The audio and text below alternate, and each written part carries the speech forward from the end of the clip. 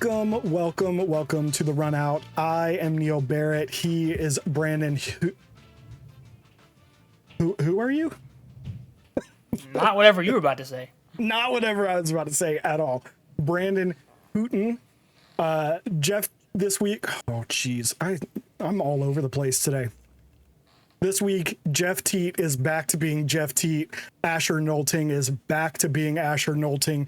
Jared Bernhardt is back to being Jared Bernhardt. And the Carolina Chaos are exactly who we thought they were. All of that and plenty more. But before we get into it, Brandon, how was your week since last we spoke? It was fantastic. Just good. Worked a ton. Got my game sync to actually work for 2 of the games this weekend, so that was a welcome surprise. That's dope. That's found out I was leading the PLL Nation leaderboards somehow in XP. Oh yeah! Shout out to Brian for pointing that out. I have no idea how I even got that much XP. Yeah, not even just the like a small subset, like the entire app. Yeah. I also managed to get my homecoming badge finally applied to my account. So I'm wondering if that was it, because they didn't get it to me for some reason. So I texted my rep or whatever and was like, hey, I would love this badge, please. So shout out to the PLL for making that happen. So now my profile looks much better. So nice. Good. Nice. Yeah, nothing. I wish I could say I had some cool story, like I was leading the PLL boards or something. I got nothing.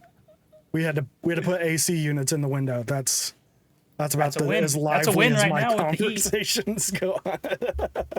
I don't know if I'd consider it a win. I don't know what it's like in Denver. My sister was out in Colorado Springs for about 2 years, and I visited her a few times. But where I'm from, like, central air is a thing, and up here in New England, it is not. So I don't know. I had to turn it off for this. So if I start sweating, apologies. I don't know, I guess. But it's literally in this window right here.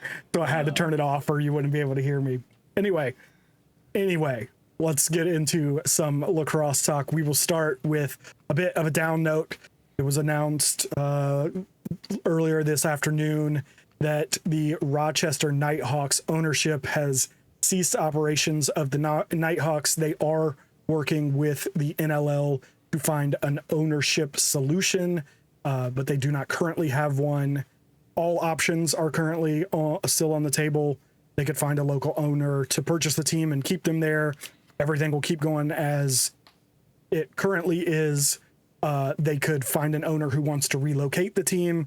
That is obviously very much an option, and I think probably the most likely option. Hopefully it's not. I would love for the Nighthawks to stay in Rochester, but it is an option. And then, of course, the other option is that they don't find an owner at all, in which case there will be a dispersal draft, sort of like there was last year when PCLC folded and was unable to get ownership, and their players had to be dispersed amongst the remaining teams.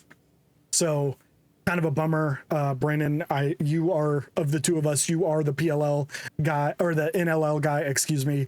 So I'll kind of let you lead this conversation, but definitely kind of a bummer thing to learn about earlier this afternoon. Yeah, I mean, I kind of saw this coming just because last year we had the same conversation. The only thing that was different was last year it wasn't certain this was happening. Like, I remember last year it was reported that they were moving to Michigan at one point, and I think Carolina might have been in the mix allegedly as well. And so it was kind of known that ownership was trying to move on, but obviously sucks having that kind of come to fruition, especially because, the COO that's over there is also the COO for the Bandits, who do a great job.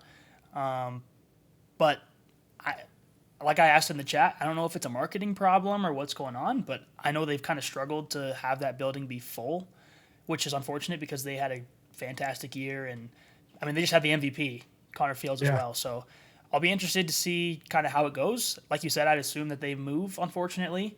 But I'll point out that's 2 times now in the last 2 years that a New York team has struggled in New York. And I I don't know what the deal is. Like that should be there should be no problem filling those stadiums, even halfway. And unfortunately, both the Riptide and the Nighthawks now have struggled. And I just really hope we don't have a dispersal draft because having 13 teams down from 15 2 years ago is going to be quite the blow. Yeah, for sure.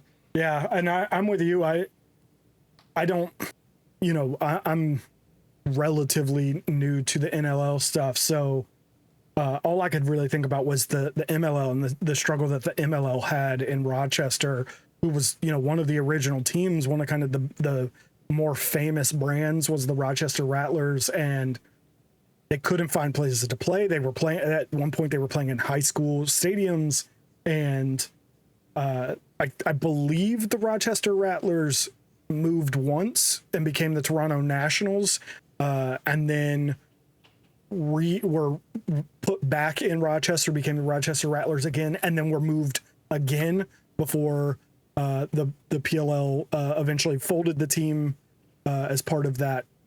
What was it? April Fool's Day contraction, where they contracted like 3 or 4 teams. I think it was 4 teams, all because they had the same owner. But yeah, they moved from Rochester to Dallas. So I don't know. It seems so strange to me that the Rattlers and the Nighthawks were both kind of like legacy teams in lacrosse, and yet neither one of them has really been able to grab a foothold. I mean, when the Nighthawks were like the dominant team, when they were what the Bandits are now, they were doing pretty good. But apart from that stretch, they've just really, really struggled. And I don't know. I find it really confusing as to why Rochester has this like great place in like lacrosse history on both indoor and outdoor lacrosse, and yet neither one of them seem to be able to really hold on to a team. So it is a bummer, but like you said, it's been kind of known that this was probably coming sooner than later. The Pagulas, who, like you said, own the Bandits, I think kind of stepped in to keep a team in Rochester when the original Nighthawks moved to Halifax, and we're kind of keeping that thing going, but it was never supposed to be a permanent thing. And I guess they have kind of decided that now is the time to pull the plug on at least their ownership of that team. But yeah, just kind of a crazy thing. And unfortunately,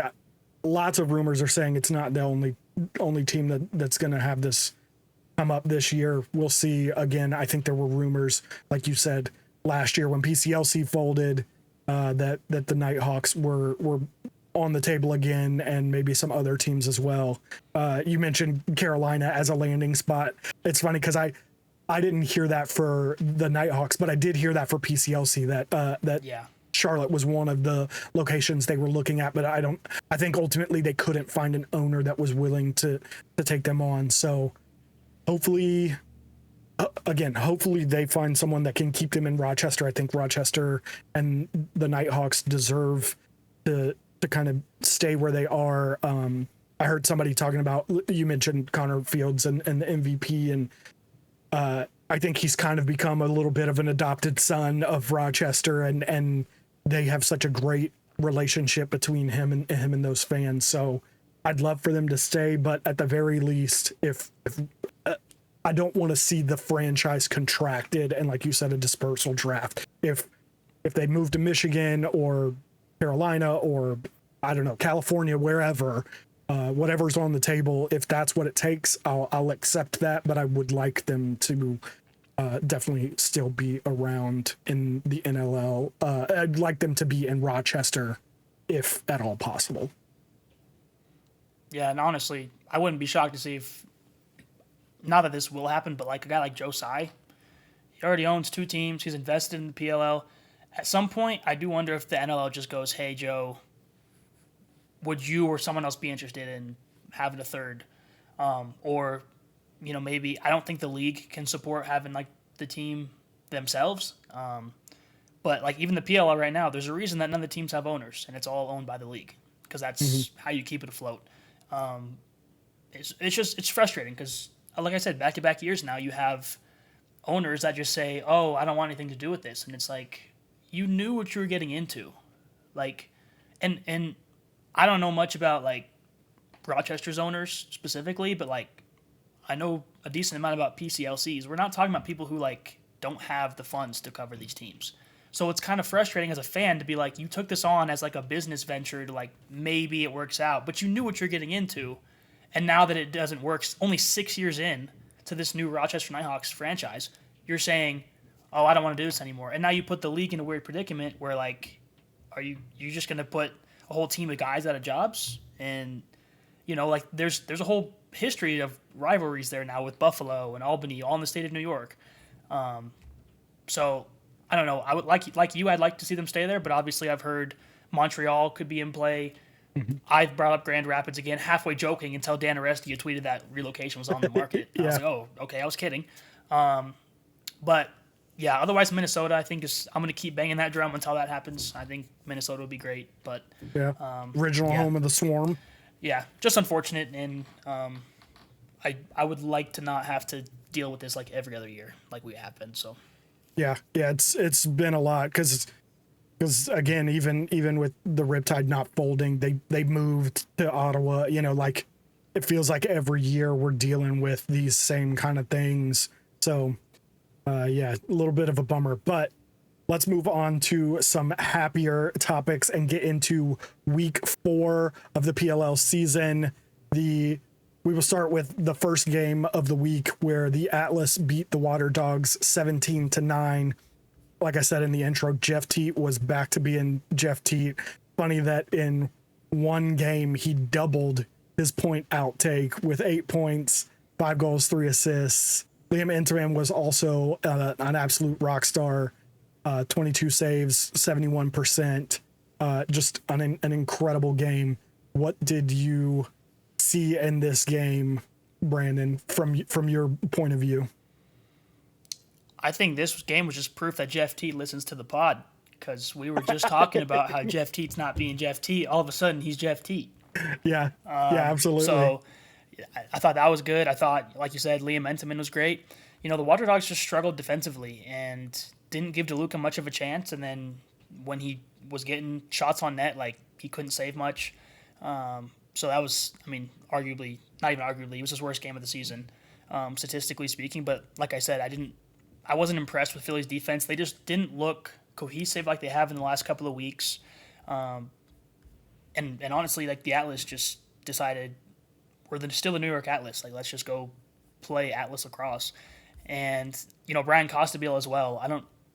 That dude was possessed out there.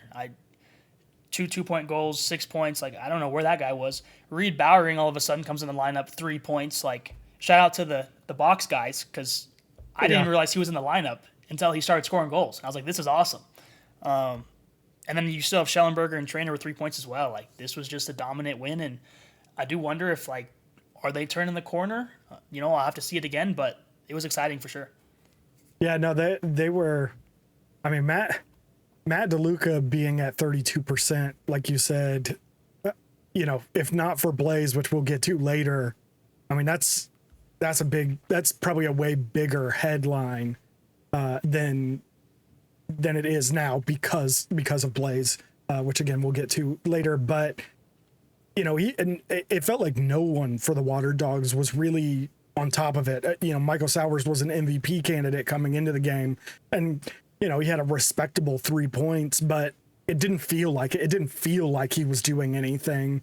It was a very quiet 3 points, and Gary McCardle only had 2, and I don't know, there just wasn't a lot for the Water Dogs to really like about this game. I don't even know, like you said, the defense wasn't good. I don't even know how much of it is like learnable stuff. Like they just weren't good. I think most of it, if anything, is just personnel changes. Because, they put Jack DiBenedetto at, was he at LSM or was he at Close D? I forget. But either which way, he was inserted into the lineup. And he kind of struggled. And I was questioning the decision when I saw that, because I'm like, he hasn't played yet. We're, week 4 now of the season. Like, why are you changing that when you've had Jimmy Freehill play well, Ben Wayer play well? You still have Ryland Reese, who's, in my mind, still better than both of them, probably on paper. So I'm like, why are we doing this? And then you see kind of what happens, and all of a sudden it's like, you're losing by 8 goals, whatever it was. Yeah. Yeah, no, they just had no like fight at all in terms of trying to get back into that game.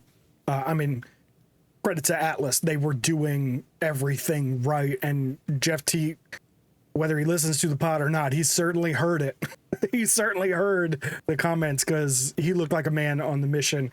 Back to the Water Dogs, I did want to point out a couple of little bright spots. I thought Marcus Hudgens looked very good. Probably the game that's going to put him on the map in terms of like keeping eyeballs on him for the rest of the season.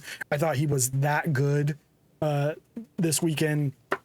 The other defensive one I'll get to is I really enjoyed watching Dylan Hess play this weekend. I thought there were a few times, he got, as a short stick defensive midfielder, he got pulled, back to a guy at X and, met him at GLE, stood him up, rolled him out into the kind of a safer area instead of letting them get inside.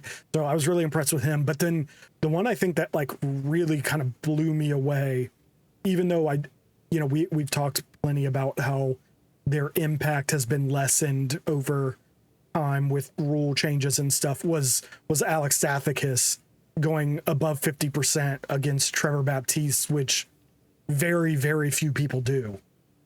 Again, it doesn't count for a whole lot because again, I think the 32-second shot clock is a problem for guys winning the face-off right off the bat and not, having the full kind of clock to work with and it putting you kind of behind the 8 ball. So it didn't count for a whole ton, but it was a very good performance to see. Again, we were talking about bright spots in a kind of otherwise happy game for them. So that was kind of it. But I wanted to go back to what you said about the Atlas perhaps turning the corner. Do you think that is actually something that we're seeing? Was it one good game? What do you think? It's probably a little bit of both. I mean, no one expected Atlas to be a bad team this year. Like we all felt like they were going to be one of the better teams. Yeah, one of the better for sure. I think more so it was just that they just had a couple of bad games before this. Like this is something they can do repeatedly. And I mean, we're talking about a team. I know, like I mentioned some of the defensive changes that the Water Dogs made, but this is a good defensive team that has held teams in check for the most part. So for Atlas to go out there and put up 17 goals is incredible. Again, I'm kind of, at least in the PLL, I'm kind of a 2-game sample size type of person. Like, if you can do something and replicate it, then I'll believe. Like, otherwise, like, anybody can beat anybody. The Chaos could come back next week and score 20 goals and, Yeah. So, I think they are turning the corner back to where we thought they would be coming into the year. But I do need to see this again because so far, if Jeff T follows his same pattern, he'll have 1 point next week. And I don't want to put that out there on him because I like seeing Jeff T be Jeff T. But it is something that, like, I need to see because so far through 3 weeks, it's, very up and down for this offense. Yeah, for sure. And I'm with you. I mean, you take Jeff Teet's points out of that game, admittedly inside a vacuum where no one else contributes anything. It's a 9-9 game.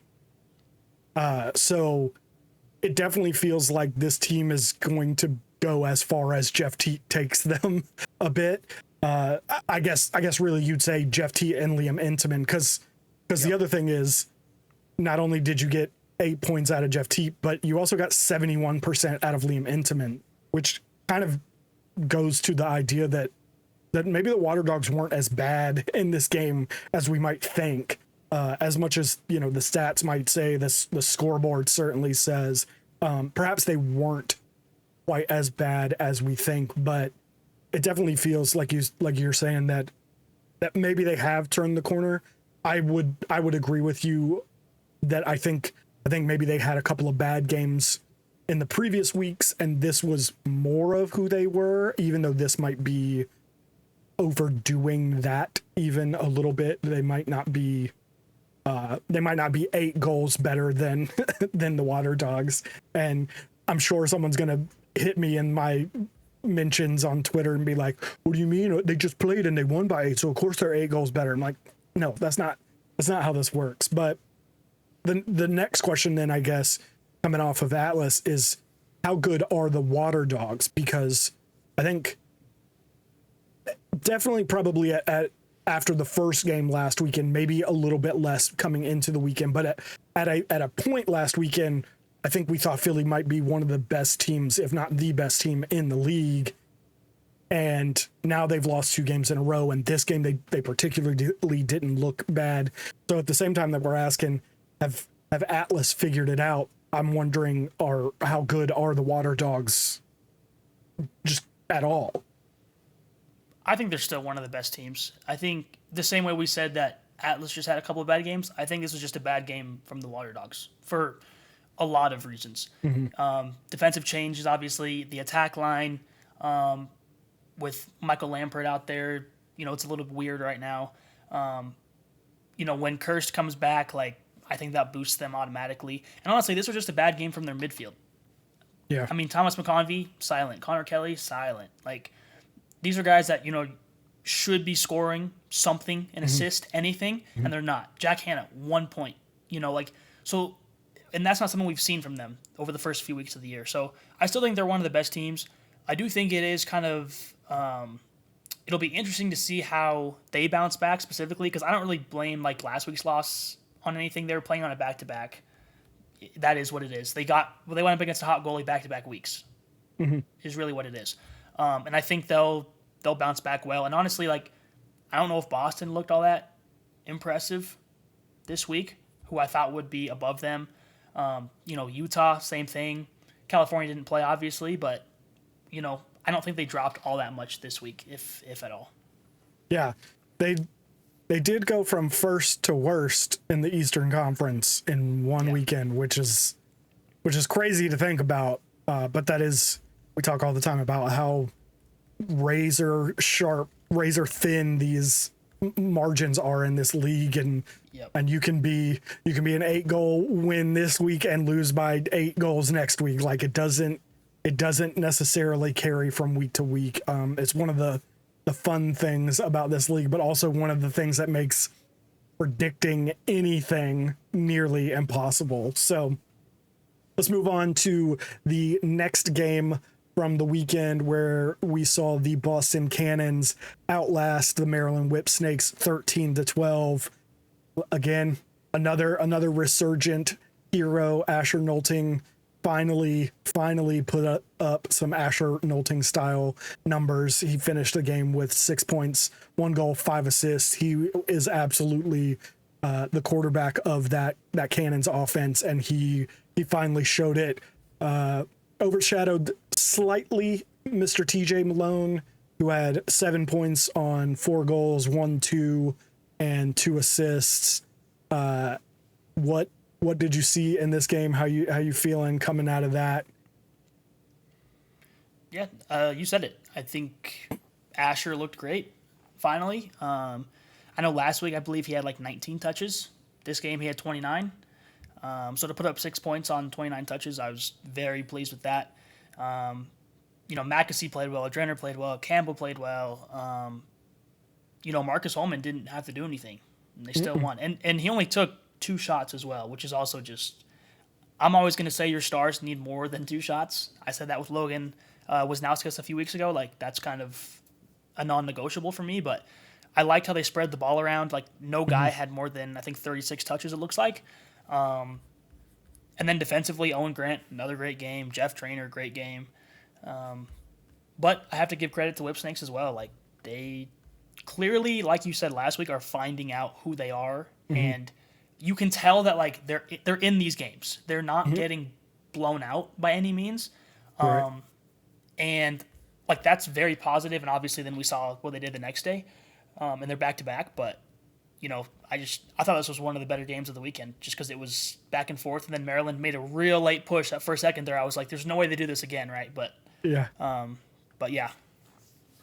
no, I thought basically the same thing. I really liked watching the Cannons. I'm with you. I would like to see Marcus Holman be a little more involved, but when arguably your best player, give or take Asher Nolting, it is completely silent and the ball gets shared the way that it did and the offense clicks the way that it did, I'll take that, but knowing that Marcus Holman isn't going to take 2 shots the rest of for most of the rest of the season. So, and honestly, jump-starting Asher is probably more of his priority important than him taking shots, 100%. 100%. That, kind of like we said with Jeff Teed, I think that team is going to go the way of Asher Nolting. As much as Marcus Holman may be the better player, as much as he could arguably be more important, if Asher Nolting isn't Asher Nolting, then they're not really realistically going to win a championship. They might win some games. They're not going to win a championship, I don't think. So yeah, that's obviously a huge thing. And then the other one that kind of stood out to me on the other side of the ball, again, was Brennan Krebs in goal. He only made 10 saves. It was at 46%. So it's crazy when you see a 13-12 scoreline and you think, oh man, our goalie was below 50%. If he can steal a couple too, we might have won that game. And I felt like a lot of the goalie change that we'll get into later happened because it was a back-to-back and they just wanted to get, a fresh goalie. But Krebs also didn't really make that decision very difficult either, by only putting up 46%. But anyway, with the Cannons now sitting atop the PLL standings, I'm wondering, they're up there right now, but do you have them as the best team in the league right now? I don't know. Like you said, it's so razor thin. Mm-hmm. Mm-hmm. They're atop the standings. I don't feel like they have played like they are at the top of the standings. Mm-hmm. And I don't mean that as like a slight. I just mean it in the sense of, if the playoffs were starting today or this next week, like, do I have the utmost confidence in them like I should when we're talking about the best teams in the league? No. Like, right. Again, I respect Maryland and them finding things out about themselves and how they can play. You gave up 4 straight and literally almost threw away the game in the fourth quarter. Yeah. Does that scream best in the league to me? Not necessarily. That being said, they're pulling out the games. So from that perspective, like, I would argue yes. And again, it's hard too because we didn't see California play this week. They're 2-1. If they play, are they 3-1? Mm-hmm. They played 2 games this weekend. Are they 4-1 after this weekend? Because then we're going to have some serious conversations about, going into All-Star break. They're 4-1. They're young. They're on a heater. So I don't know. I would say probably a very light yes right now, but that's like very light as of now.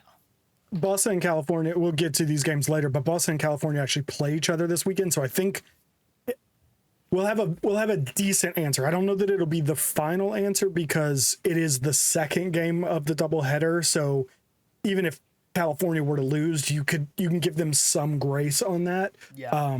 But you should have at least some idea. I think, we'll see what happens, but California, they play Denver and they play Boston this weekend, and it's going to be a tough weekend for them. I would tend to agree with what you said, though. I think the Cannons are obviously at the top of the standings right now. I'm not sure that I would have them number 1 on a power ranking kind of thing, though that's my feeling.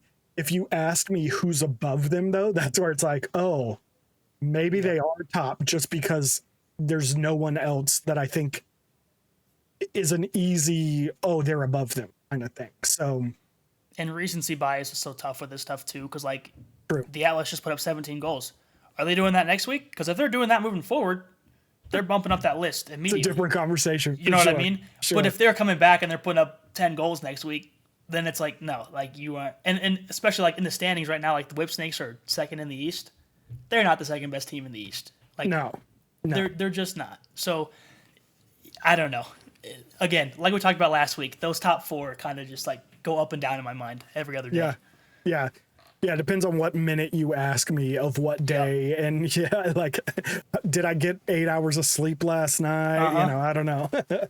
Moving on to the third game of the weekend, talking about the Denver Outlaws. They stormed back to beat the Archers 13-10. They were down 10-5 in this game in the third quarter. The Outlaws scored the last 8 goals in the game to run out with the 13-10 victory. Jared Bernhardt looked every bit of the JB10 or JB1 maybe that we last saw with Maryland. He finished the game with 5 points on 4 goals and 1 assist. The other big story from this game was Logan McNaney, who had 16 saves for a 62% save rate. The Outlaws, it was tough because it looked like this game was going to get out of hand early. The Archers were just clicking on everything. I think I tweeted out, I might have been what jinxed them. I think I tweeted out that it was hard to figure out if the Archers had figured out their offense or if they were just playing the Outlaws and thus looked good. And I want to say that it was like 9-2 after I tweeted that. So maybe I jinxed them. I don't know. But you are the Outlaws fan. So what did you see in this game?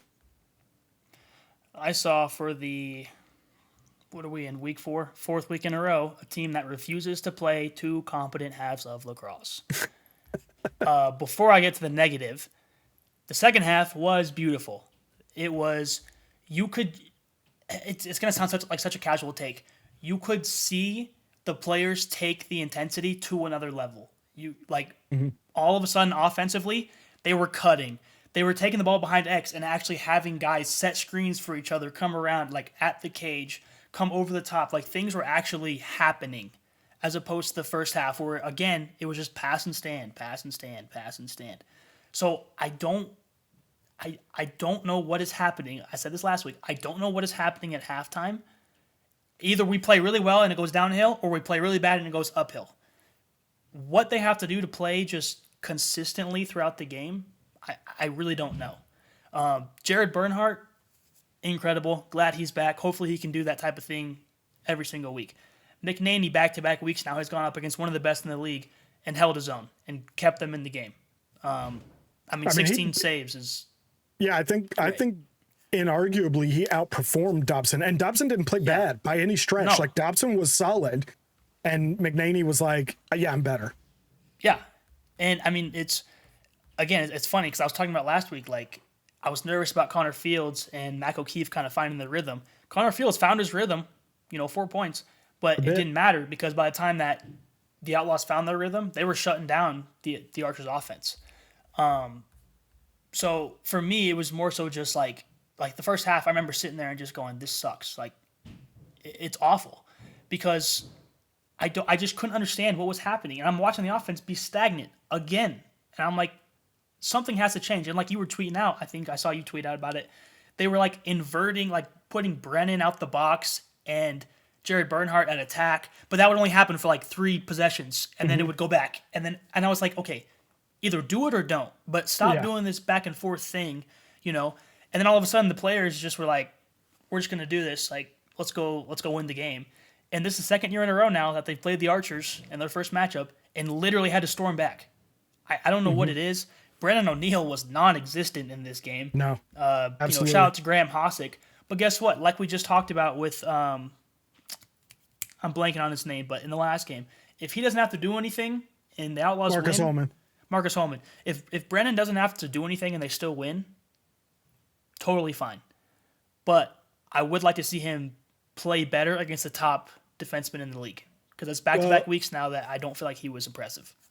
Yeah, so Brennan has, as good as he is and can be, he does struggle with bigger physical defenders, which there aren't a ton of them that are bigger and more physical than him. Graham Hosick is one. Chris Fake is another that just always kind of seems to handle him. Gavin Adler's another one that he struggled with, even though I think he's both bigger and stronger than Gavin Adler, but for some reason he doesn't tend to do super well against Gavin Adler. But the one thing that, and I'm glad that you brought this up, the thing that they were doing of like rotating, I'm really torn on, because on one hand, I'm like, I like the idea of keeping the defense kind of unbalanced and not knowing what they're going to do. But the hard part that I had with it was they weren't getting any kind of good looks when Jared Bernhardt was down and Brennan O'Neill was running out of the box. I know I watched it on 4 straight plays. They had 2 turnovers, a shot clock expiration with no shots, and then I think they had like one, I think the 4th one was like a shot with like, you know, as the clock was expiring, you know, someone's like fading off a back foot and just kind of hucks it at the goal blindly. There was not good movement. And so one of the things that I was thinking about in watching that second half was by having Brennan O'Neill at attack and Graham Hossack is on him. He's now pulled Graham Hossack, the Archers' hands down best defender, kind of out of everything. He wasn't part of slide packages. He wasn't part of, you know, playing the team defense. And so it felt like that helped them a lot. So like, yeah, Jared Bernhardt ran past him on that first, I think it was Jared Bernhardt's first goal. He beat Graham Hossack. And so there's kind of this fine line between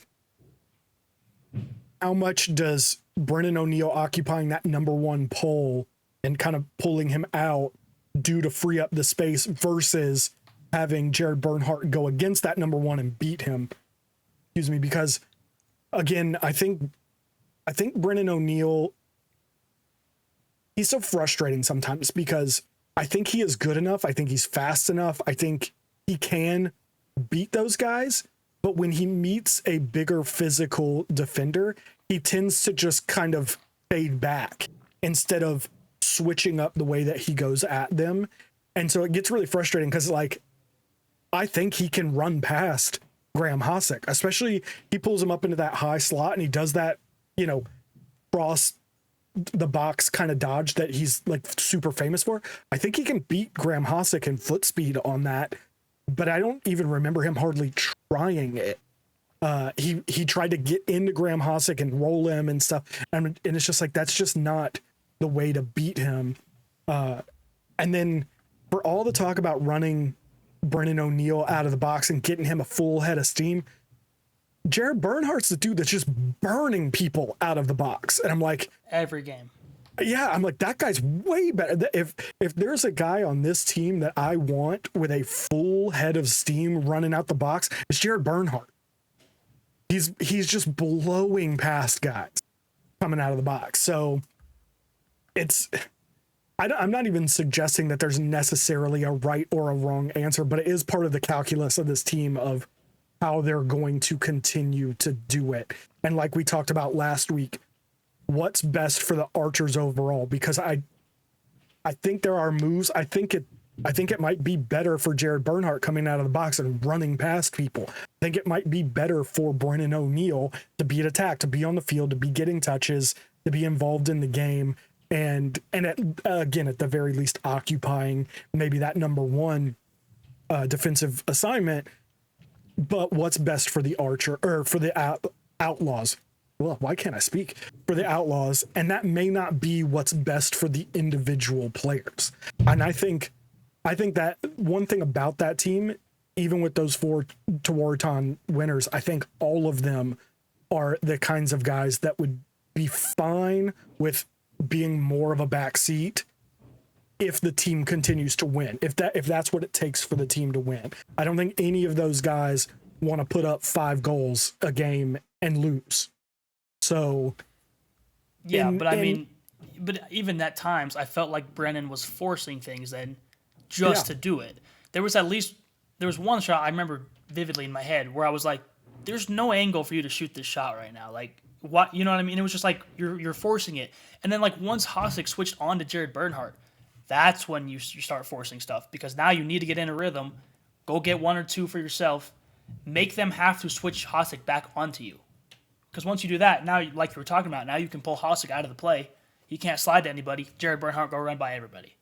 Yeah. And the other thing I'll mention too is like second week in a row, Pat Cav has had 50 or more touches, 51 or Which more. is crazy. So I guess that's the plan, is to have him just handle the ball a ton, because clearly like no one's going to stop him.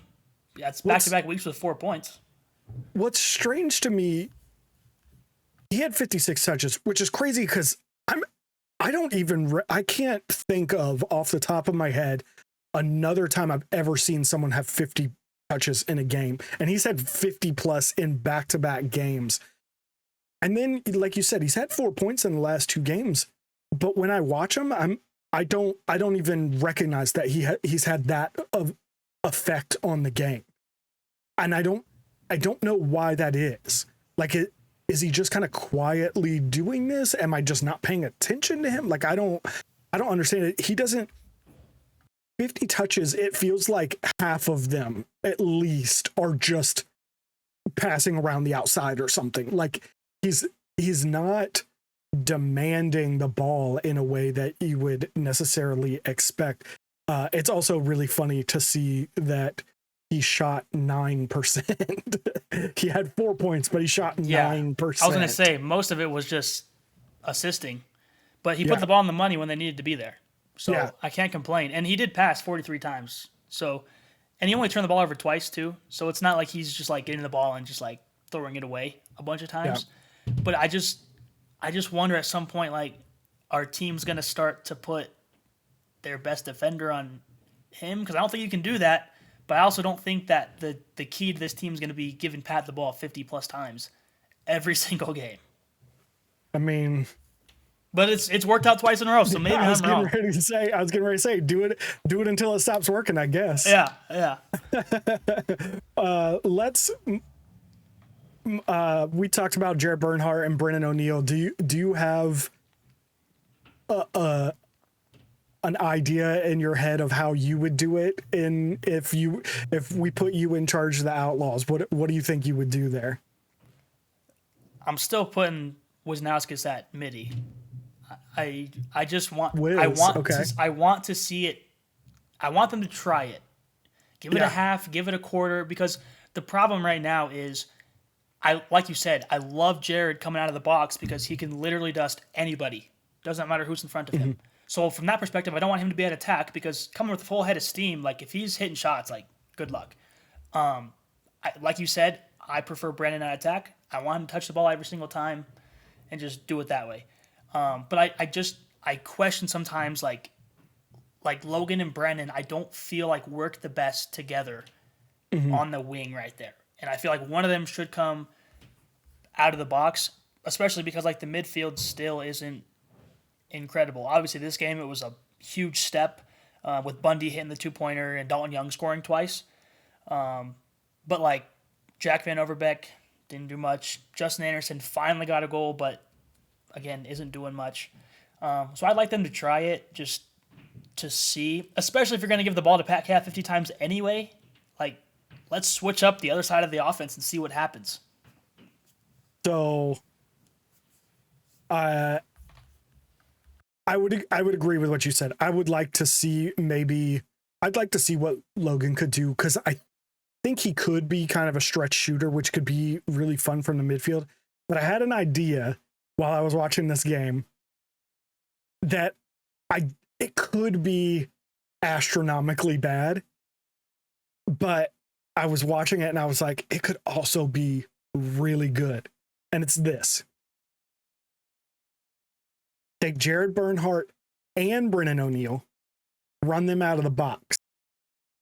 Put Eric Law in at X, have your attack be Eric Law, Pat Cavanaugh, Logan Wisnauskas. Now you have your 4 corners are your 4 Tewaaraton players. Your field is balanced. You got 2 righties, 2 lefties. It's almost like setting up a box kind of scheme almost, except I don't think you would run it with the way that like the Chaos used to, where they were basically playing box on the field. But even without doing that, like, I don't know, the more I thought about it, I was like, it feels so balanced to me. And maybe balance is somewhat overstated, and I can understand that. But I was just like, man, that feels something about that feels really good to me. Again, it could totally crash and burn. It could be like the worst experiment ever. But I was just thinking, a JB10 and Brennan O'Neill midfield line with a Bundy or something that could kind of step in and be your shooter, and those two guys are like primary initiators. I was like, oh man, that could be tough, especially because I think you would force one of those two guys to get a shorty. That's a really good. Yeah, I haven't even thought of that. That's a really good idea. Like you could, they would maybe shorty Logan or Eric Law or something, maybe even a Pat Kavanaugh, maybe.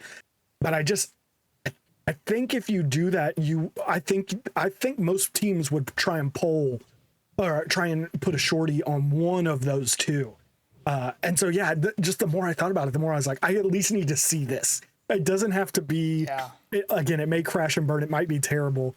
The other thing I think that I was trying to be somewhat patient, because I was getting so frustrated when they kept flipping, when they'd run Brennan out of the box for 3 plays and then go back to JB10 running out the box and stuff. And it was just like, how are they ever supposed to get in a rhythm as an offense when you just keep changing it up? Like every 3 or 4 runs, you're just changing everything up. So, it's something that I'm like, maybe we need to just give Jared Bernhardt a run for a game at attack, or again, put Brennan O'Neill up at midfield with Jared Bernhardt.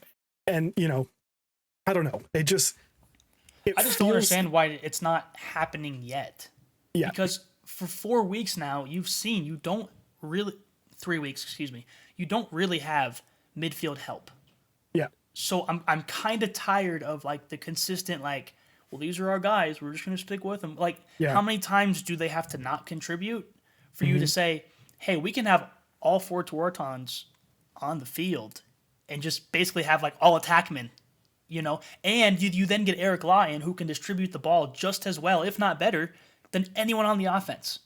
Like, there's no one else on this team that I want behind the cage other than Eric Law. And for some reason, I recognize he's probably not going to play. But it's just asinine to me that we've been talking about this for the better part of the season, and not one change has been attempted. Aside from, like you said, the 3 plays here and there, which is not a good sample size, because then, like you said, as a player, I can't get into rhythm because I'm coming out and then you're saying, no, you're going back to attack. Okay, 3 plays. Oh, no, actually, you're running back out of the box. And it's like, what are you supposed to do at that point? I also thought it was really funny. People have been talking a lot online about Jared Bernhardt playing at attack and how well he did it. And I'm like, the issue with that is he wasn't playing attack. All of his goals, except for he scored 1 on a power play. I just said power play. Oh, I feel real dirty. On an extra man offense, EMO. That 1 goal he scored, he was playing at X, but it was man up.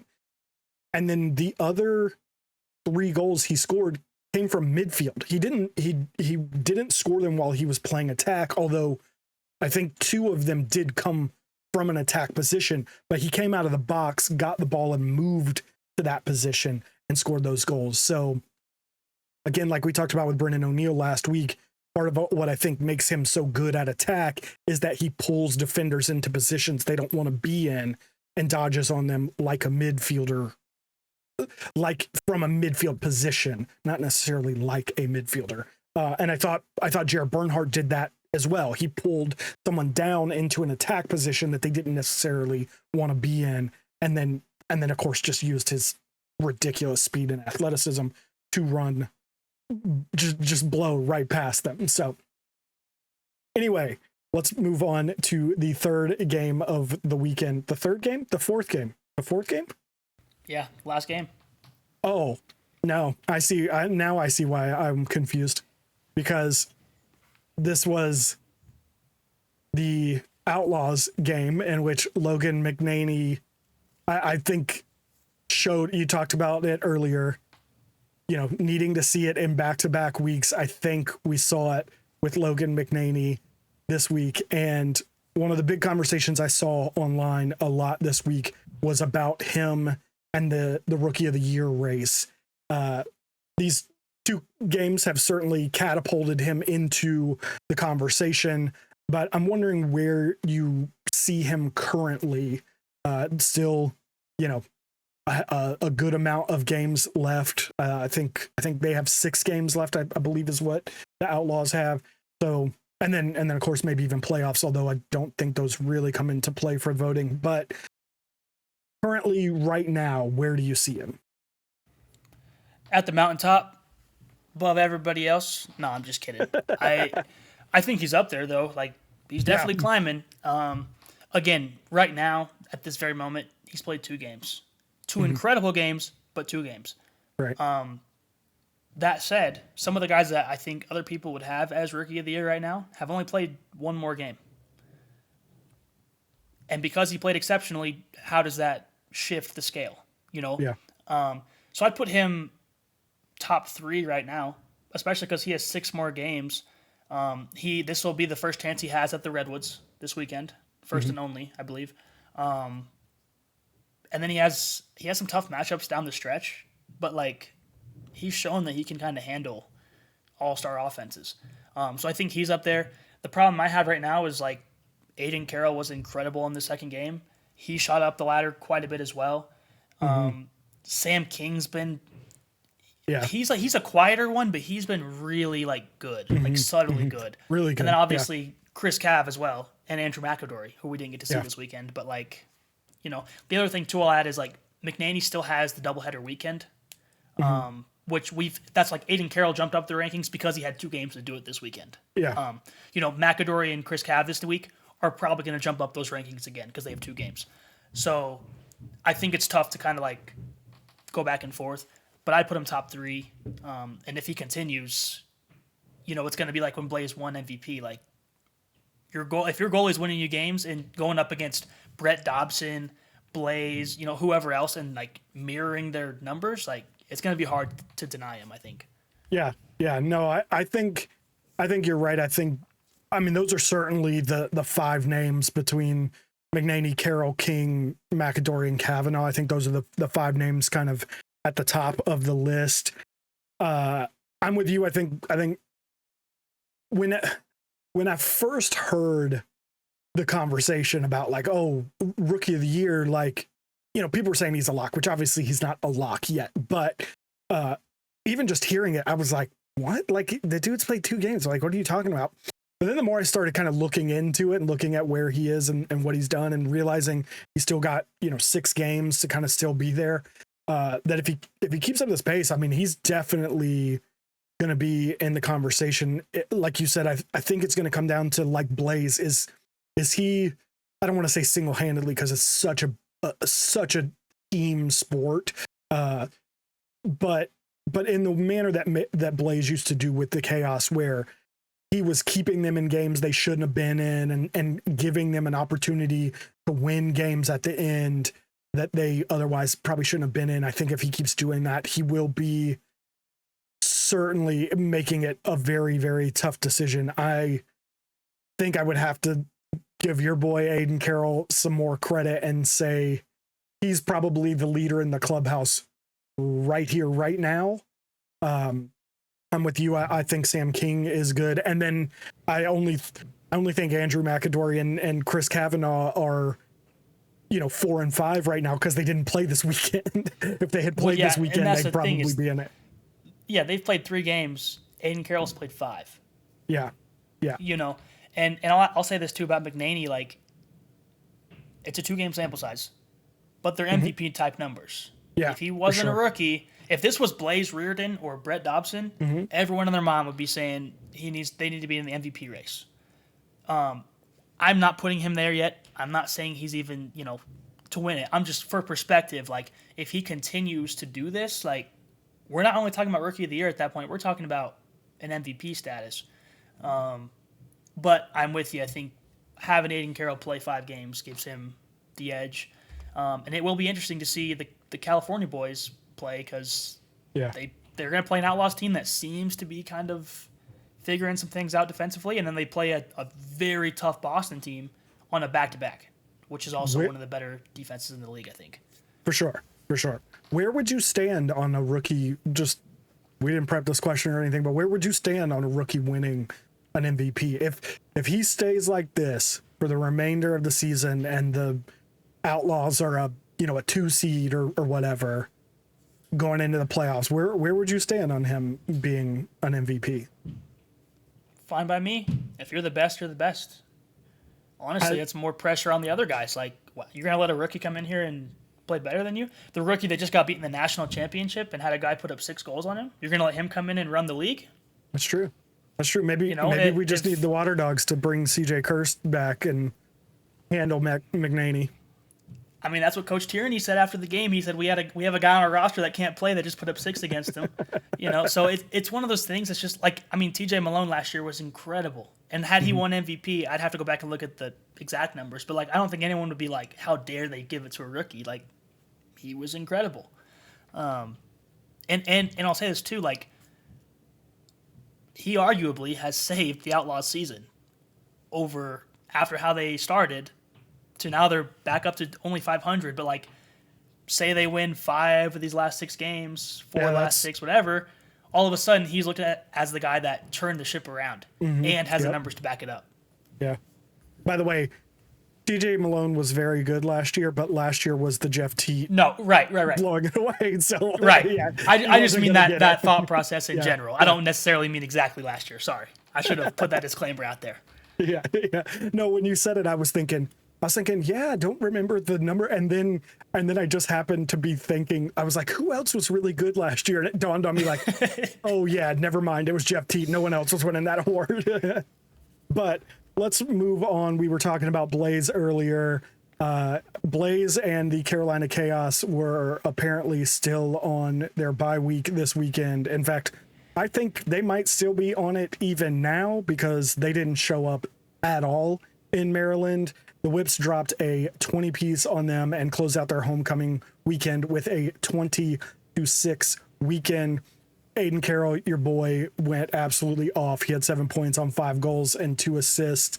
The other Carroll for the Whipsnakes, Emmett Carroll, was also very good. He had 17 saves and finished at 74%, which at least save percentage-wise is the best performance of the weekend. I think it was Liam Intamin had 22 saves, so he had more saves, but on a lower percentage. So depending on how you rank that, that would be the thing. And then, I mean, the big number, as big as the 2 Carrolls were, the big shock number from this game was Blaze Riordan only having 8 saves and going for 30% in the most unBlaze performance I've ever seen. He was every bit as good as he was it week 1 when he had the 25 saves? He was that.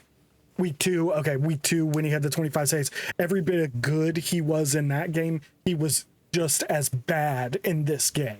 So crazy. Yeah, there was way too many shots that, like, there was not even an attempt, I felt like, to save. Yep. And it's tough with a guy like him because, like, you're used to him just, like, making saves, and you almost take it for granted. But every now and then, he has, like, there was one against the Outlaws in that record-setting performance where he just let it go by him. He was like, hey, that's my bad. Didn't happen again. This game, it was, like, repeatedly, over and over and over. Yeah. He looked slow. I didn't think the defense did him many favors. Like, some of the shots they were giving up, I was like, you got to give him a chance.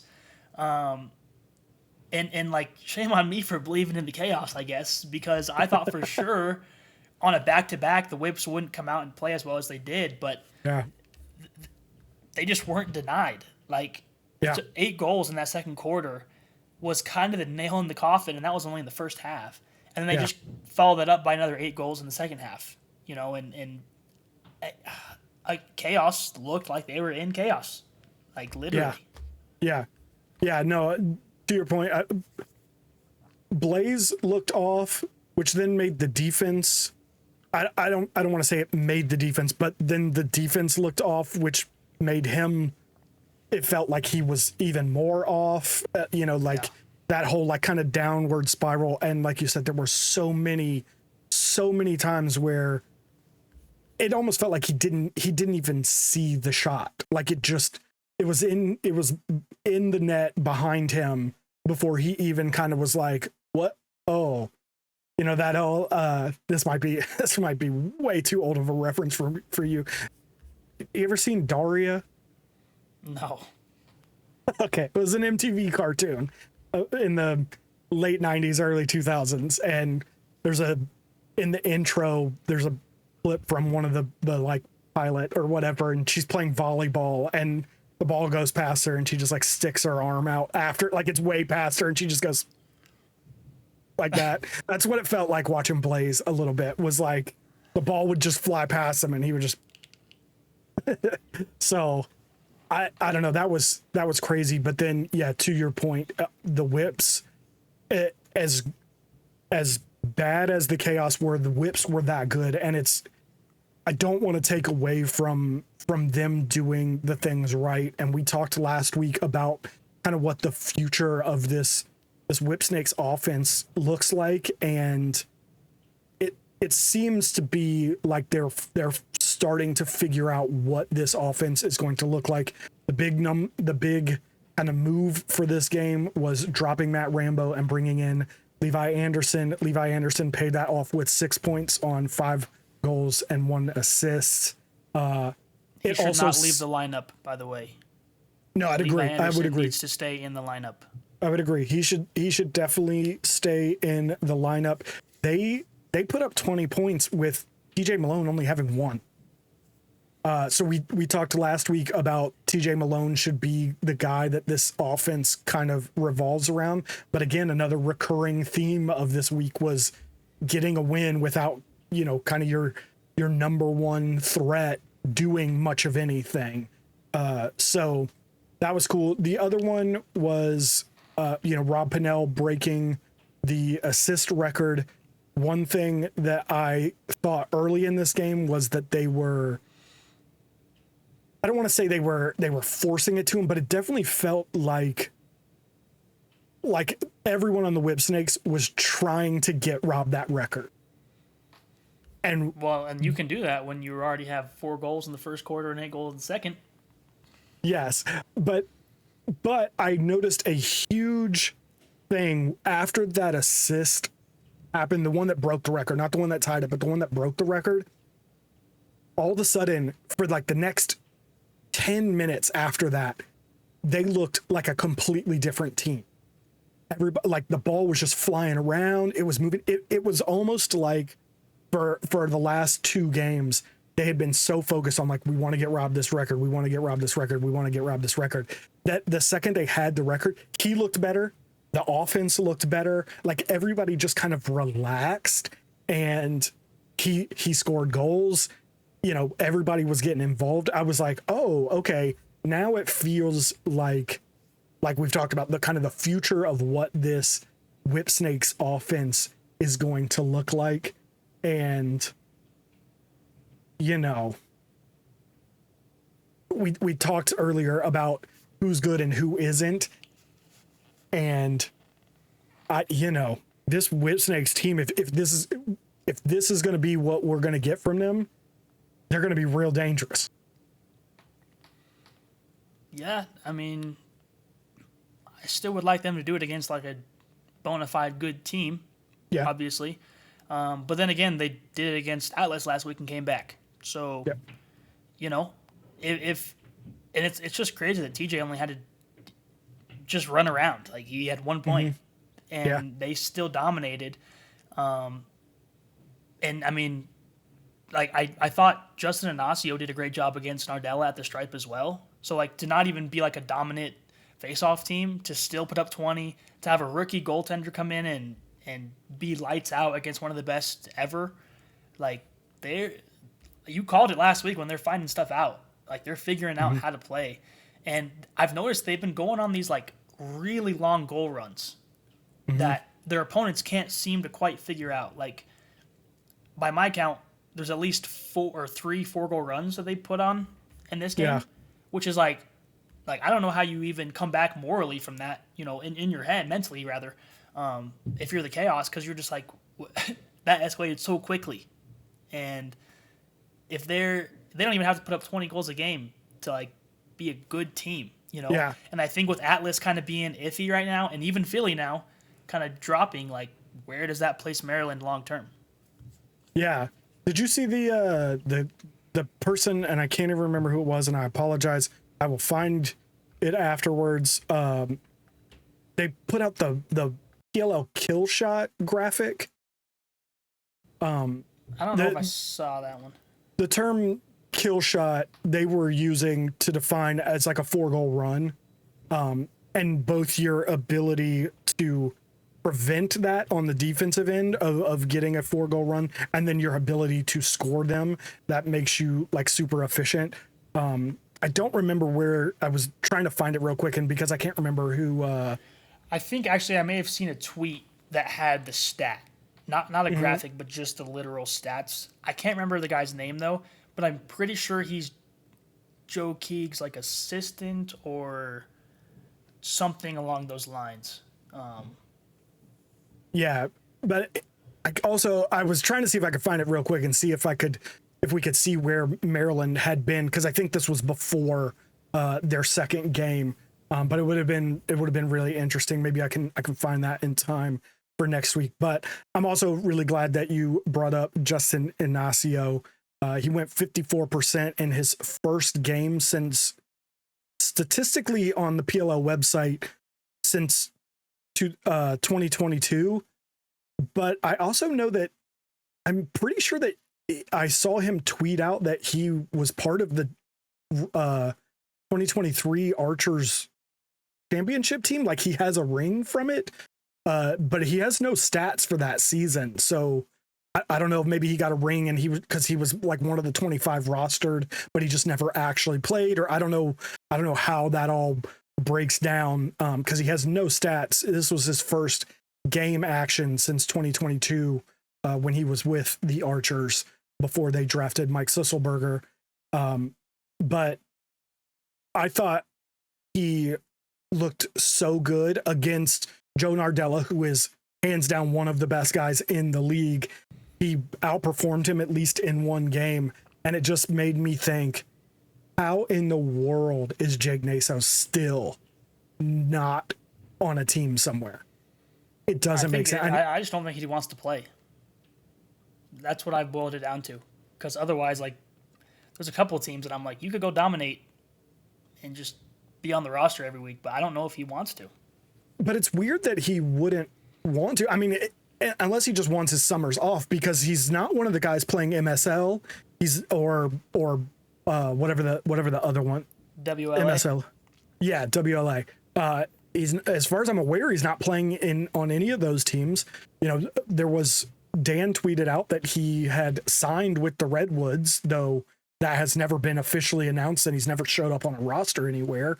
But in the NLL, this isn't even much of a competition, with all due respect to Justin Inacio, who's a good face-off guy in the NLL, but like, Jake Naso blew him out of the water in the NLL, and he's sitting at home.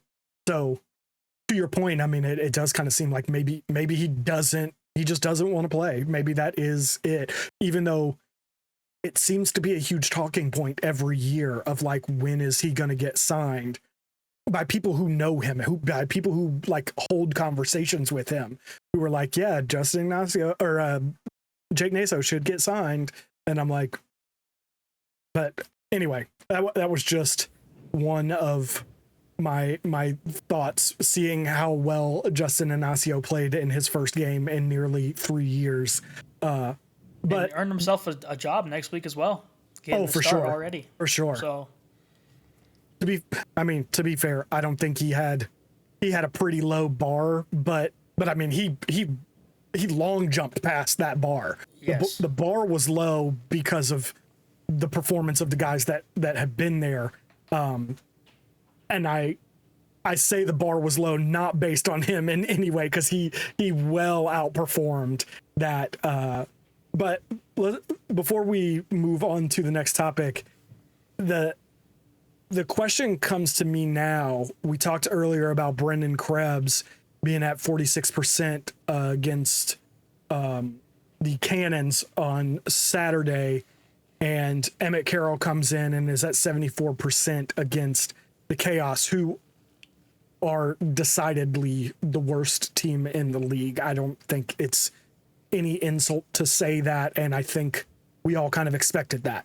They looked better earlier in the season, and we maybe held out a little hope that they might actually be pretty good, but I think they are kind of who we thought they were. So is there a goalie controversy in Maryland? Nope. They found their guy. You're rolling with Emmett Carroll. I mean, why not? Like, if you are a Whipsnake and your last name is Carroll, Brandon Hooten is your fan. It's destiny. Yes. No, I mean, it's realistically, joking aside, I'd probably split time with them this year. Whether that's back and forth, whether that's 2 games on, 2 games off, whatever. Like, the problem is that I don't think Krebs has done enough to be like, okay, you're the starter. Yeah. I also don't know, though, if Emmett Carroll, no disrespect to him, will be a Logan McNaney, come in playing well, like hit the ground running. Because I forget who he played in his first game, but I think he had like a 38% save percentage. He played the Water Dogs, and he was 38.5, so 39% of the round. So, and I recognize that the Water Dogs their offense is incredible. So I'm not expecting Emmett Carroll to come in and shut them down. But I do think, like we mentioned, you're playing the Chaos in this game. So incredible game by him, but we can't put too much stock in today. If he comes out next week, or I think they're on a bye, I guess. So after the All-Star break and he plays well, maybe he does start the rest of the way. But I just think from like their perspective, like they're still messing with different lineups and whatnot. Let's just split time, see what happens. Maybe you have analytics that show one guy's better versus certain guys and others or something along those lines.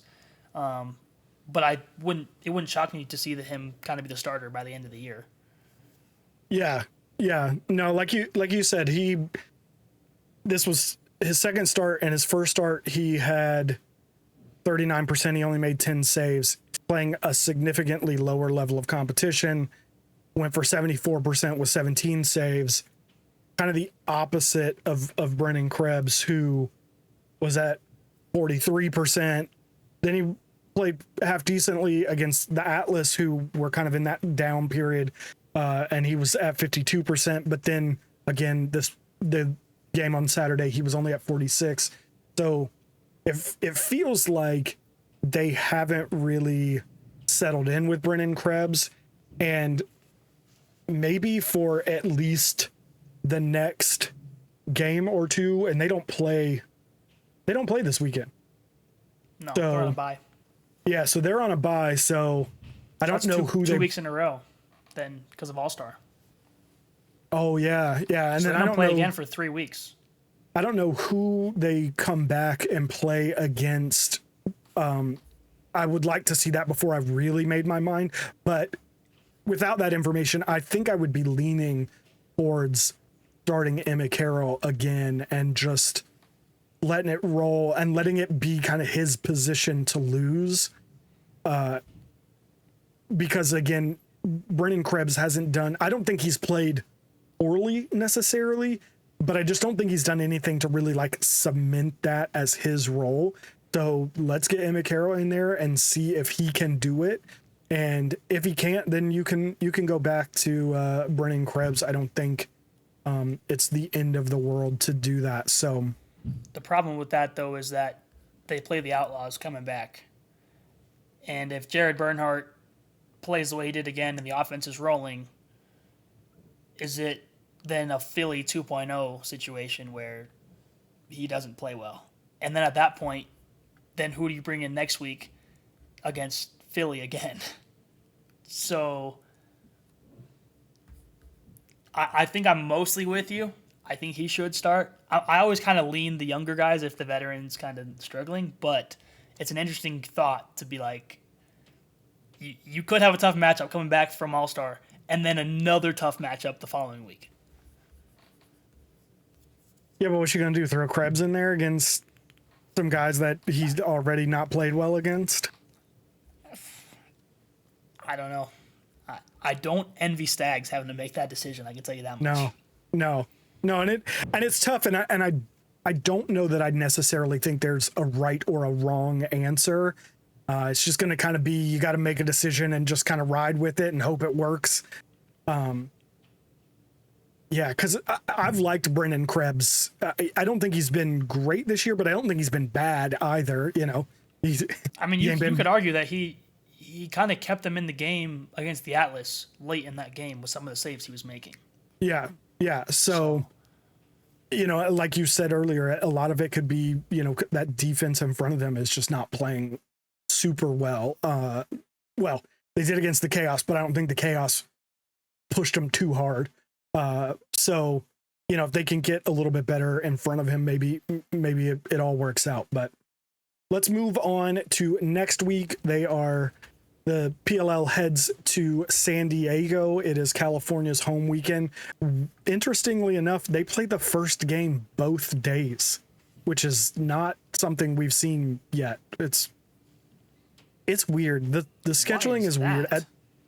Yeah, I don't know. I noticed that and I was like, that is really weird. That's not something we have seen. I didn't look which games were on TV. Maybe there's something there about them wanting to get, you know, Chris Kavanaugh and some this new look Redwoods on TV or something. I don't know. I didn't look at that. But it was interesting. And at some point we'll have a longer conversation about some of the things the PLL has done. But we'll save that for another time. Let's get into the games themselves. We start with Denver taking on California. Again, probably not a straight up and down pick 'em, but kind of a pick 'em because we do end up usually picking them. So I don't even know. I have no idea. It's hard because the first time these teams played, so much was different. Yeah, so much. And like part of me like has the feeling of like McNaney's going to keep us in the game, kind of no matter. Yep. I mean, we put up 12 goals week 1. Granted, you could argue that like it's the first week, so defenses are still adjusting, but like you put up 12 with a goalie that was playing pretty poorly in cage for you. Now you have a goalie in there that can hold his own. I would argue already he's better than Chase Erlin. And the offense seems to be slowly figuring it out. I just need to like see them continue to play well. If they revert back to how they were playing a couple weeks ago in this game, like especially early, like it should not come down to a second half comeback again. And for me, like California's coming off of a bye week. So are they rested and coming out ready to play, or are they rested but they're going to drag their feet like Carolina? You know, so from that perspective, it's tough, and especially like of the 2 games they play this weekend, I would argue this one's probably California's easier game. But the Outlaws have put enough doubt in my mind that I can't. This is why I'm going to flip a coin this week, because I have no idea how I'm supposed to pick between these teams. Well, I know how you're supposed to pick.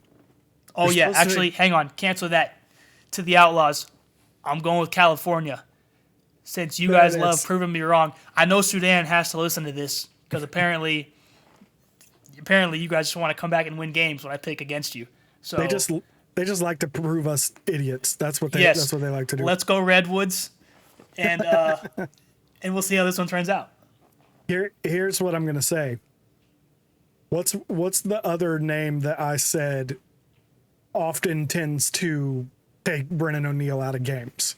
I said Graham Hossack, and I said Chris Fake. Did you say Chris Fake? Okay, I was like, I think that's what you said, but I'm not sure. Chris Fake. Who plays for the Redwoods? Chris Fake. Hey, that's fine. That's fine. No, I'm looking at it and I'm like, you know, he matches up with Brennan. They got Jared Connors as their LSM, who I think this is going with the traditional thing. I'm not going to bother with them messing around with stuff. Chris Fake takes out Brennan O'Neill. I think Jared Connors is one of the guys who can hang with Jared Bernhardt. Jared Bernhardt is next level speed. I think he will get some opportunities, but by and large, I think Jared Connors is one of the few LSMs that can somewhat slow him down. So, and then you got Arden Cohen and Chris Conlon, both guys I really, really like in those matchups against Wiz and Pat Kavanaugh. So I think like you said, McNaney is going to change things. I think both of these teams are probably better than they were in week one. Week one, right? Yeah, week one. Yeah. So I think it ends up being a closer game, but I do think the Redwoods end up winning. You know, maybe it's a 14-13 kind of game, and the Redwoods kind of do just enough to pull it out. The other thing that I just saw out of the corner of my eye that we didn't even talk about, Sam Hanley is going to go up against his old team, and that could be really fun. It could be fun depending on which Sam Hanley shows up to the stadium. I mean, I think he's going to be motivated to prove his old team wrong. That's fair. Can he do it though? We'll see. I think I'm going California. You're going California with the hope. The thing is, if anytime I pick against the Outlaws, I literally can't lose. That's right. Because if I get it wrong, the Outlaws win, and that's right. a great thing. But then if the Outlaws lose, I'm like, at least I got my pick 'em correct. So, I think these first three games are, like you were saying, more or less coin tosses, depending on which team shows up. The next game is the Utah Archers versus the New York Atlas.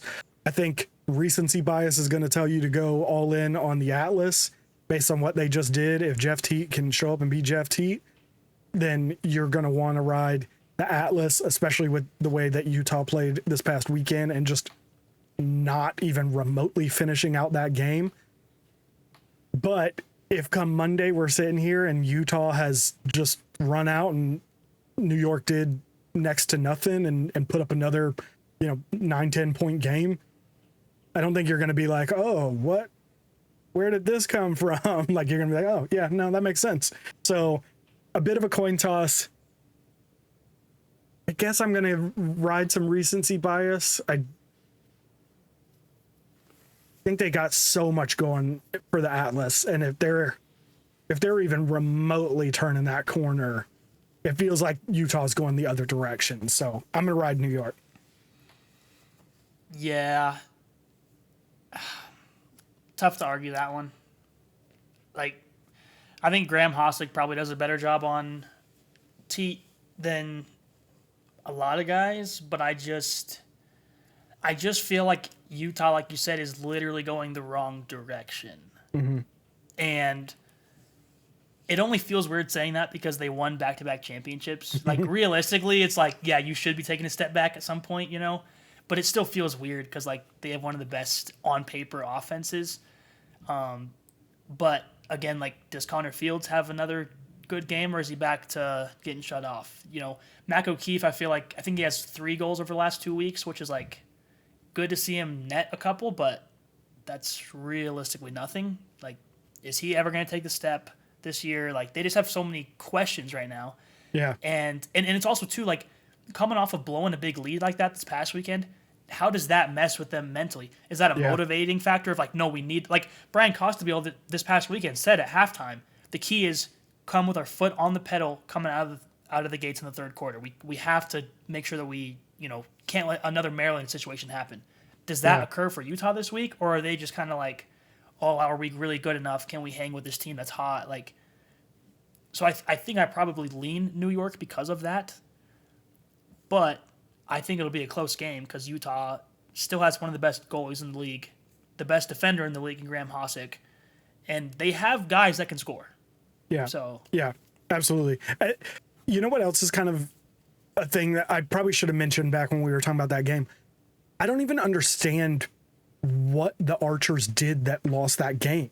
Like, watching it, I was just kind of like, I don't understand, other than just not putting the ball in the back of the net. They were still getting good looks. They were still doing the things that you would expect them to do. It just was like their shots all stopped falling at the exact same time, and all of the Outlaws shots started falling all at the same time. Otherwise, it didn't really feel like anything in the game changed other than balls going in the back of the net or not. And so looking forward to this game, it's like, are we going to be in that position again where we just can't hit shots? Or are we going to get to our spots and start converting these and making this much more competitive? Because that's what it felt like in the first half of that game, that the Archers were getting to their spots, getting exactly what they wanted, and they were converting those shots. And then all of a sudden they just kind of weren't for whatever reason. The other thing too is I felt like at a certain point, Sisselberger just started losing the battle at the dot. Not necessarily on like the clamp itself per se, but like the battle afterwards, there was a clear like Luke Weirman's taking over, get the Outlaws offense out there and go score. So again, like coming up in this game, going against Trevor, like how does that play a factor? Because obviously we've seen with the Atlas, like winning faceoffs doesn't necessarily mean they're going to win games. Yeah. But if I have to use, like you said, recency bias, like I'd argue that just helped win the Outlaws the game, because all of a sudden now you're not hitting shots, you're letting a team hit their shots and get inside looks, and you're losing the battle, the ground ball battle, and the faceoff dot. So that scares me as well for Sis going up against one of the best to ever do it at the dot as well. Yeah, that's a good point. Moving on to the third game of the weekend, we have Philly taking on the California Redwoods. Another one of those games that maybe there is some recency bias in the fact that we just didn't see California this week, but all of these teams, coming back from a bye, you don't know what you're going to get. Are you going to get that Carolina chaos and you're just still asleep at the wheel, or are you going to get someone that actually steps up? It will also be California's second game of the weekend, and nobody has done two games. I know the Whipsnakes just won their second game, but they lost their first game. So nobody's played two good games in a weekend. So I'm really not sure. This is probably the one where it's such a toss up for me of which version of these teams are we going to see? And I don't know. I think honestly we probably get a better Philly team. I'd hope so. Just personnel wise, I think they'll revert back to what was working and kind of quit playing around with like hypotheticals. Again, don't know why they even changed anything. They were playing so well. Like there's no point in doing that. And I think, again, like I said earlier, this is probably California's tougher matchup of the weekend. Looking at it now, so I know they said it's supposed to be like in the 70s, so not anything crazy like it was this past weekend. So I don't think they'll struggle with like the heat or anything like that. But the scheduling, after you pointed that out to me, like that could play a massive factor, because now you're not only playing two games in a row, but you're playing like, why is the one at, what is that, 6 p.m. for them? The other one is at 3 p.m. the next day. Like that seems like a very fast turnaround. Yeah, absolutely. For sure. A very fast turnaround. I got to think that we talked earlier about wanting to see something twice. Michael Sowers just had his worst game of the season. I have to assume he's going to revert back to who he was earlier. Until I see him do it twice in a row, I have to assume he's going to revert back to that. And when he's playing like that, unguardable. Like I just don't. When he's playing like that, Philly can be the best team in the league. They have all of the right pieces in order to be that. So I'm going to lean Philly on this one, but it's ever so slightly. And again, if Michael Sowers has a game like he had, which again, it's not even like he was bad this weekend. He just wasn't the Michael Sowers he had been the first 3 weeks or whatever. I don't remember if they had a bye or not, but yeah, week one they had a bye. Right. So the first 3 games, 2 weeks, whatever. If they don't get that version, it could easily go the other way for sure. So that brings us to the last game of the weekend, which is probably the only easy game of the weekend. The Boston Cannons take on the Carolina Chaos. Again, we're gonna say recency bias again. I don't think anyone who watched the Whipsnakes game is going to even consider Carolina for this game.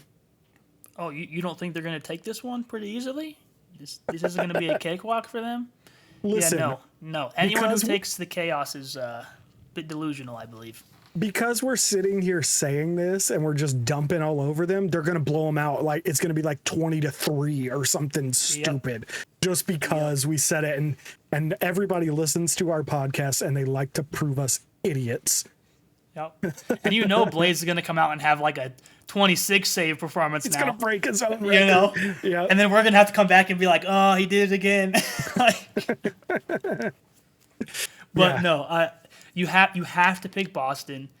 If Carolina wins it, we'll give them their props. Right. There's no shot they win this in my mind.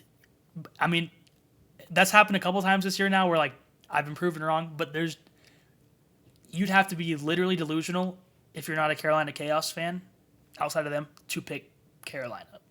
Michael Harrison can pick the Carolina Chaos. Yes. The Red Legion, shout out to them. They can all pick Carolina. The Red Legion Anybody else, Carolina. if I see you picking Carolina, I'm going to question your IQ. Are you okay in the head? Are you sleeping enough? Are you eating enough? The right foods? That's going to be a question. Yeah. That's one where I will pick Boston, and if Carolina wins, I'll just clap them up. Like I got nothing else to say, because you probably shouldn't even be on the field with this Boston Cannons team, and if you win it, congratulations, good job. That's all I got. I don't know. Moving on. All right, that is going to do it for this week's episode of The Runout.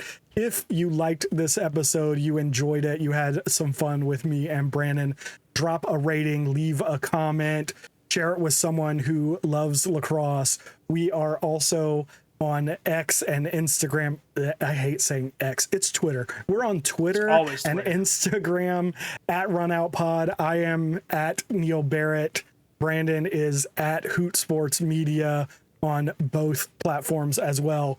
Come argue with us. Tell us what we're wrong. Send your hot takes, whatever it is. But we will be back next week with more. So until then, as always, we'll catch you in the comments.